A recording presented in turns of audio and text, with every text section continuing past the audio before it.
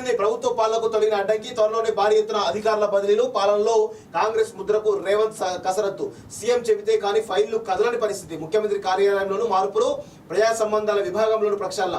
వేగంగా సంక్షేమ పథకాల అమలుకు చర్యలు. ఆర్థిక శాఖ బాధితులు వికాస్ రాజుకు చంద్రబాబుకు రేవంత్ ఫోన్ అభినందనలు అంటూ ఒకరు చూస్తా ఉన్నాం.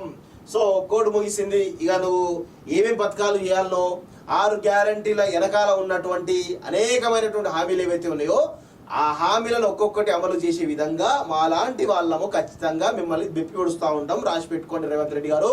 రేపటి నుంచో ఇక కొన్ని రోజుల తర్వాత ఇక మీకు అసలు సినిమా స్టార్ట్ అవుతుంది. ఇక మేము కేసీఆర్ని ఏ విధంగానైతే సినిమా చూపించినామో మీకు కూడా అదే సినిమా చూపించడానికి మాలాంటి వాళ్ళం వేదికలుగా ఉన్నాం. ఖచ్చితంగా ప్రజా గొంతుకలుగా పని చేస్తాం. అందులో ఎలాంటి అనుమానం అక్కర్లేదు. ప్రజలకు ఖచ్చితంగా రాసి పెట్టుకోండి. ఎందుకంటే ఒక ప్రభుత్వం ఫామ్ అయిన తర్వాత కొంత సమయం ఇవ్వాలి. సమయం ఇవ్వకుండా చేయడం మంచి పద్ధతి కాదు. కాబట్టి 6 నెలల కాలం ముగిసింది.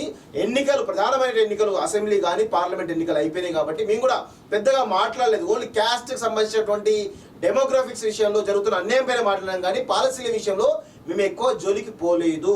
సో ఇప్పటి నుంచి ఖచ్చితంగా కాలేజ్ టీవీ లాంటి వేదికలకు ఖచ్చితంగా మేము రాసి పెట్టుకోండి.